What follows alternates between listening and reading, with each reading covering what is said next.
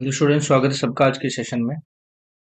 आज हम question number 3 और 4 देखने वाले हैं एक्सरसाइज 10.3 में। ध्यान से देखिएगा क्या हमारा सवाल है और कैसे हम किस तरीके से सवाल को करने वाले हैं।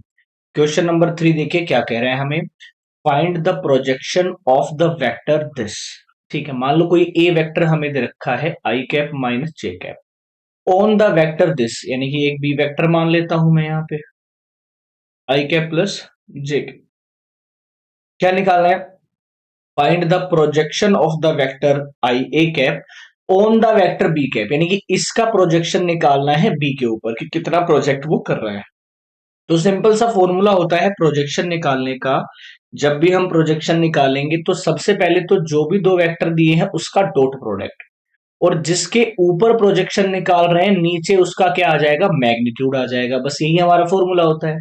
तो ए वेक्टर कितना है, i cap minus j cap, into में क्या आएगा, आई कैप प्लस जे कैप, और डिवाइड में आ जाएगा मेरे पास बी कैप, यानी कि 1 स्क्वायर प्लस 1 स्क्वायर। अब यहां से देख लो, आई को आई से करेंगे 1, माइनस जे को जे से करेंगे 1 हमारे पास आएगा, और डिवाइड में मेरे पास आएगा अंडर रूट 2, यानी कि 0 अपॉन अंडर रूट 2, यानी कि 0 हमारे पास क्या आ जाएगा, आंसर आ जाएगा इसका। ठीक है, तो जो प्रोजेक्शन है ए का किसके ऊपर, बी के ऊपर, वो कितना आ जाएगा हमारा, 0 आ जाएगा।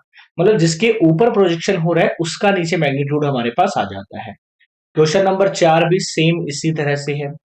Find the projection of the vector. कौन से वेक्टर का प्रोजेक्शन करना है? मान लो ए वेक्टर हमारा है आई कैप 3 जे कैप और 7 के cap on the vector this, यानी कि बी कैप मेरे पास हो जाएगा 7 आई माइनस जे प्लस 8 के कैप।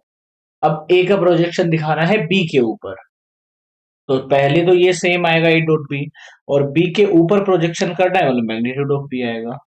अब सिंपल सी बात है, यहाँ पर मल्टीप्लाई करेंगे आई कैप 3 जे कैप प्लस 7 के कैप, इसका डॉट प्रोडक्ट किससे करेंगे, 7 आई माइनस जे प्लस 8 के, और नीचे हमारे पास क्या आ जाएगा, मैग्नीट्यूड ऑफ बी, यानी कि 7 का स्क्वायर माइनस 1 का स्क्वायर और प्लस 8 का स्क्वायर।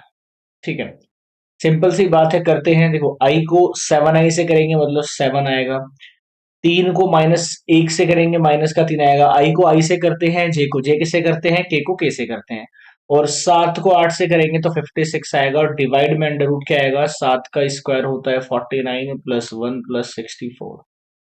अब चेक कर लीजिए कितना हमारे पास आंसर आता है इस सवाल का, वही हमारा आंसर हो जाएगा 56 और 4, यानी कि 60 तो ऊपर आएगा, और अंडर रूट में नीचे हमारे पास कितना आ जाएगा इस सवाल के लिए, ऐड करेंगे तो 114। यही हमारा आंसर हो गया इसका, यही हमारा आंसर आएगा।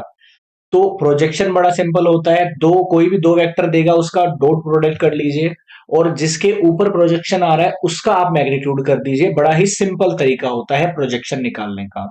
उम्मीद करूंगा ये दोनों सवाल आपको बहुत अच्छे समझ में आए होंगे। शेयर अपने सभी दोस्तों से कर देना, कोई भी डाउट है तो कमेंट करके जरूर बता दीजिए।